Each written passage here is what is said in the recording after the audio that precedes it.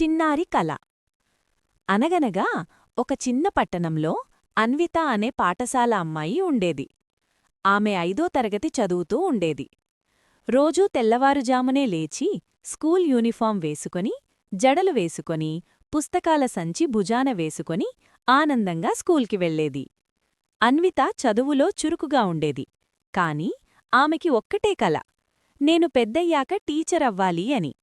ఒకరోజు స్కూల్లో మేడం అడిగింది, పిల్లలు, మీరు పెద్దయ్యాక ఏమవ్వాలని అనుకుంటున్నారు? అందరూ డాక్టర్, ఇంజనీర్ అన్నారు. అన్విత మాత్రం ధైర్యంగా నిలబడి, మేడం, నాకు టీచరవ్వాలని ఉంది. నాలాగా చిన్నపిల్లలకు చదువు విలువ చెప్పాలి అని చెప్పింది. అది విన్న మేడం చిరునవ్వుతో, అన్విత, నీ కల చాలా గొప్పది. కష్టపడి చదువు, తప్పకుండా నువ్వు మంచి టీచరవుతావు అన్నారు. ఆ రోజునుంచి అన్విత ఇంకా శ్రద్ధగా చదవడం మొదలుపెట్టింది. స్నేహితులకు పాఠాలు చెప్పేది, ఇంట్లో తమ్ముడికి అక్షరాలు నేర్పేది. సంవత్సరాలు గడిచాయి. అన్విత నిజంగానే ఒక మంచి టీచరయింది. ఆమె చదివిచ్చే స్కూల్లోని పిల్లలందరికీ ఆమె అంటే ఎంతో ఇష్టం.